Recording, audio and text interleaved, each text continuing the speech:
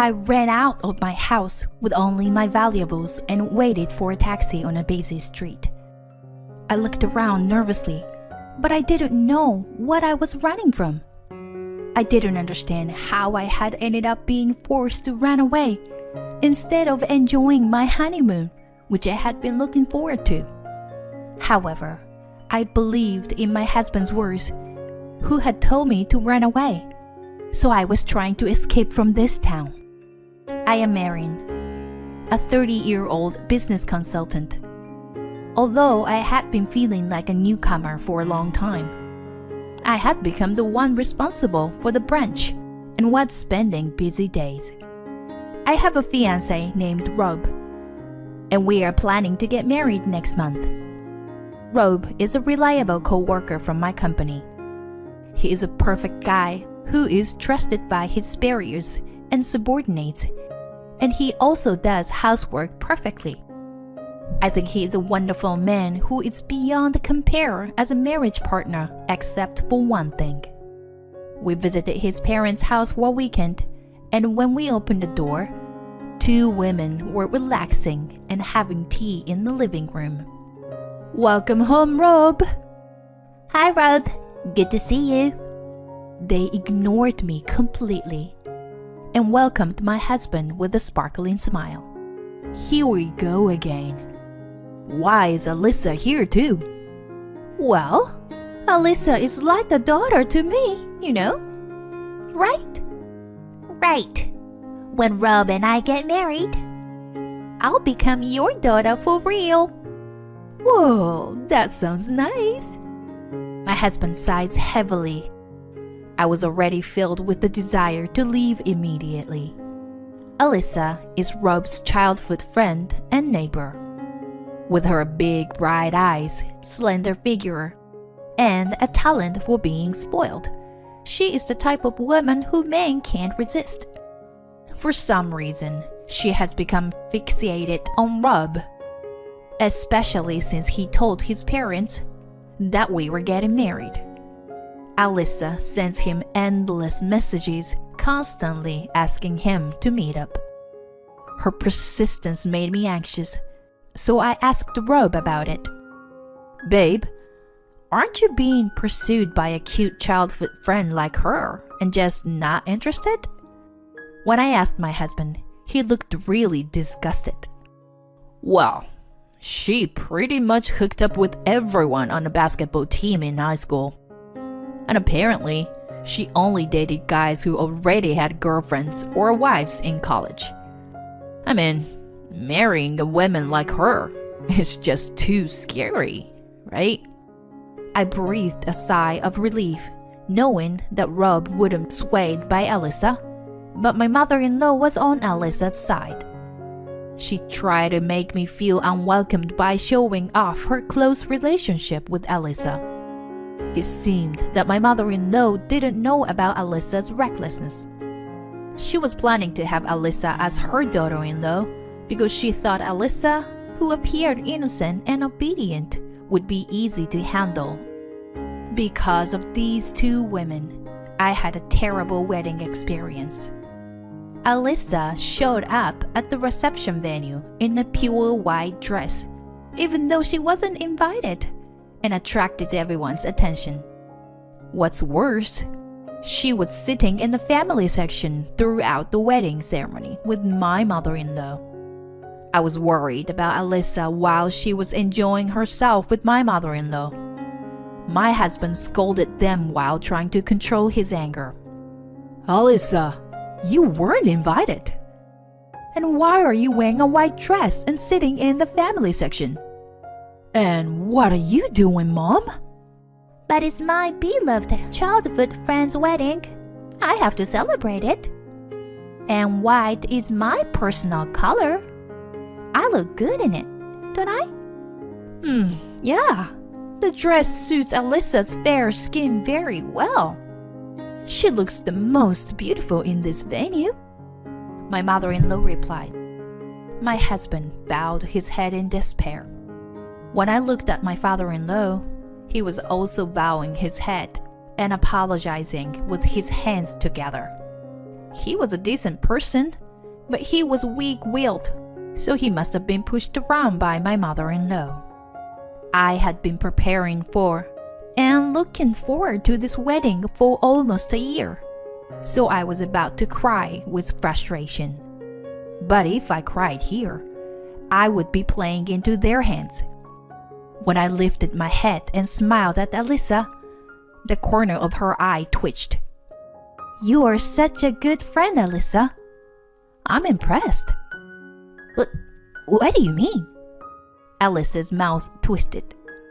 Oh, well, it's almost time for the first dance, so excuse us. Saying that, I gave a relaxed smile to the two of them. Alyssa gave me a momentary glare like a demon, but soon she made an innocent smile like an idol and left. I'm sure she was disappointed that I wasn't a weak woman who would cry and make a fuss. Despite what happened, we received heartfelt blessings from everyone, and the wedding ended successfully. I was also able to savor my happiness. After getting married, Rob and I continued to live separately in our current houses for a while. We planned to search for a house in the spring, so we were going back and forth between each other's places until then. We also planned our honeymoon by departing from our own places and meeting at the airport. The destination was Italy, which we had been longing for. 1 month after the wedding, I was excited and thrilled every day thinking about Italy. However, my excitement would be completely ruined by those two. On the day of our honeymoon, my husband called me while I was fidgeting, wondering if I had forgotten anything. Ciao! What's up, babe? We're supposed to meet at 11, right? Erin, sorry. Contrarily to my carefree attitude, my husband shouted frantically on the phone. I'm sorry, but we have to cancel our honeymoon. Whatever you do not come to the meeting place. What? Listen, do not leave the apartment under any circumstances. No, wait. Leave there right now and go back to your parents' house, please. Wait. What's going on? I'm sorry. I'll explain later. Just please, leave now. And the phone was suddenly disconnected. I stared at the phone in amazement. I felt my joy disappear as I heard my husband's bewildered state, although I didn't know why. Could he have been involved in a crime? Just imagining it sent shivers down my spine. I forced my feet, which were about to shrink in anxiety, to move and decide to go to my parents' house, as my husband had said. Of course, my parents were in a panic since their newlywed daughter, who was supposed to be on her honeymoon, came back looking pale. I think they were even more worried because they had seen the ugly behavior of my mother-in-law at the wedding. I was in trouble because I didn't even know why I was there and wanted to explain the situation. Then, a call came from an unknown number. It was the police. The police officer told me the reason why he called me in a softer voice than I had expected. Residents reported that there were women shouting loudly while knocking the door of your room. So we secured them as they seemed excited. However, this woman is claiming to be your mother. What? My mother? What? Me? I exclaimed, and my mother, who was right next to me because I had to put the call on speakerphone, also shouted in surprise.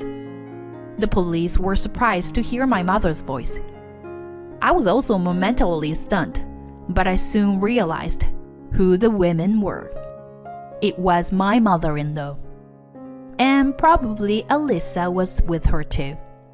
I didn't know why they had come to my place on the day of my honeymoon, but my husband had probably panicked because of them. The time for the flight we had reserved had passed, and our honeymoon was ruined because of them. I told the police officer firmly in a strong tone. My mother is next to me. Those people are strangers. Wait, Aaron, it's me. It's me. My mother-in-law shouted on the other end of the phone, but the police officer seemed to sense something. Thank you for your cooperation, ma'am. I hung up the phone after hearing these words. Probably my mother-in-law and Alyssa had come to my apartment to hurt me. Several hours later, late at night, my husband appeared at my parents' house. As expected, it was my mother-in-law and Alyssa, who had been taken care of by the police. They had planned to detain me when they learned that we were supposed to meet at the airport. Their scenario was like this. Alyssa would run to my husband, who was waiting at the airport, and lie that I had eloped with another man. Then Alyssa would comfort my shocked husband and take him away. Then they would go on a honeymoon trip together. And maybe Alyssa would deepen her love with him instead of me. It was such a ridiculous plan, and I couldn't help but be amazed by their shallowness. But their plan wasn't just that. After detaining me, I was supposed to be taken to a man picked by my mother-in-law. He was a 45-year-old unemployed man who was her brother. They had even put Alyssa's cousin on standby in a car for this purpose, which sent shivers down my spine. The reason why my husband knew about their terrible plan was thanks to my father-in-law. He happened to encounter my mother-in-law and Alyssa discussing their plan on the day of our honeymoon and contacted my husband. My husband and father-in-law went to the police to handle everything and finally came to my parents' house. My husband apologized for canceling our honeymoon and for his part in handling everything. He had done everything he could, but he looked exhausted after just one day. I was sad and frustrated, but I couldn't blame him. However, I would never forgive my mother-in-law and Alyssa. From that day on, I switched from the defensive to offensive. First, I demanded that they pay for the cost of repairing the apartment door that they had broken, as well as compensation to the management company for the inconvenience caused. I even demanded that they pay for the cancellation fee of the honeymoon trip, which cost almost $15,000 in total.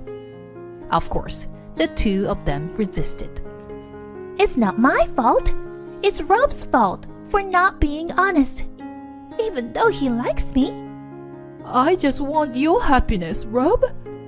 All right, I understand. Oh, yeah? Rob, I know you have feelings for me. I mean, if you are not willing to pay, then we will have to take this to court. Huh? Court? If this goes to court, I'll have to pursue the fact that you tried to kidnap my wife too. And then the cost and the compensation will go up. When my husband mentioned the word court, my mother-in-law began to tremble and Alyssa burst into tears. Rob, will you forgive me, right? I'm important to you, right? No, and no. I will never forgive you. Alyssa let out a small scream as my husband glared at her with cold eyes. How can you do this to me? But you love me too, don't you, Rob? How can I love a woman who'd screen multiple men at once, including married men? My mother-in-law looked shocked when she heard this. And I also supported my husband. You said you liked Rob, but wasn't it only after I got engaged to him? I bet you suddenly became interested in him as soon as he belongs to someone else. Wait, what? You, Alyssa. Alyssa's eyes swim with agitation, and she points to my mother-in-law and yelled, "Rob, your mother was trying to use me because she didn't like Erin." "Alyssa, are you really trying to put the blame on me?" "Rob, she's lying. I was trying to stop her, you know." As the two of them started arguing and almost getting into a fight, Alyssa's parents and my father-in-law intervened and settled the matter. They decided to split the costs equally. Alyssa's parents, who had not noticed their daughter's outburst, apologizing profusely. We also made a written agreement that if Alyssa and her mother approached us again, there would be penalties. The plan had failed, but it was too malicious for us to forgive them. 3 years later, we were living peacefully with our son when a man visited us. He introduced himself as Alyssa's fiancé, dressed in a smart, expensive suit. When he went to Alyssa's family home to greet her parents, he happened to meet one of her classmates. And the classmates told him about Alyssa once being obsessed with my husband. We hadn't heard her name in a while, and were taken aback. That classmate was probably someone who attended our wedding and witnessed Alyssa's misconduct. "I heard that Alyssa was planning to steal you away or something like that. I thought it was just a joke, but I noticed that Alyssa looked pale and shaken. So I did some investigation. You and Alyssa are childhood friends. But you're not with her, right?" "Of course not. We've never even dated." Rob's statement put Alyssa's fiancé at ease.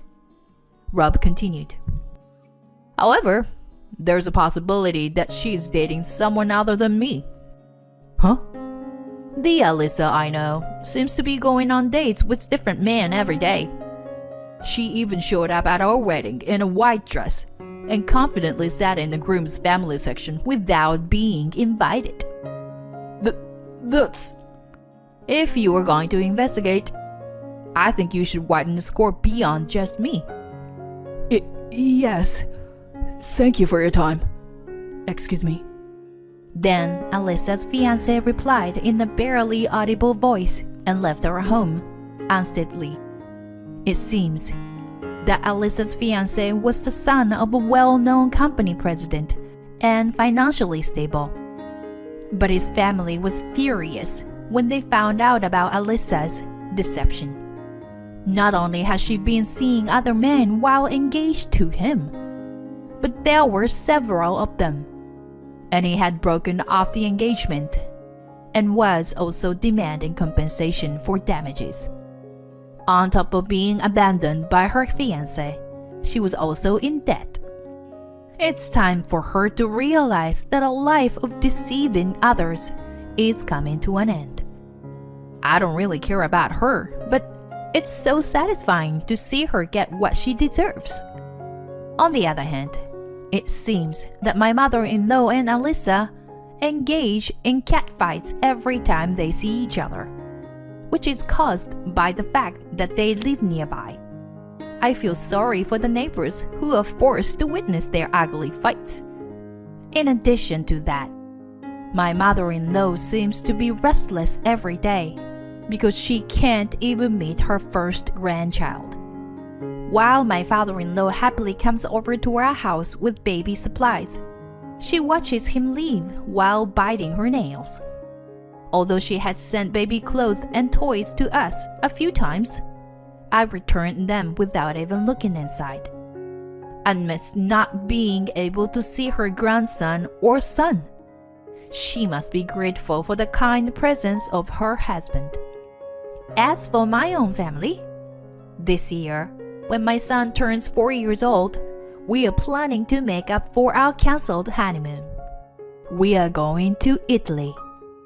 The unpleasant memories of the day are fading day by day, but I want to make unforgettable sparkling memories that will last a lifetime this time. Ciao! Ciao. You're good. Alright, next is buongiorno. Buongiorno. I smile as I watch my beloved son and husband practice Italian in the living room. They are my happiness, and I will cherish them as long as I live.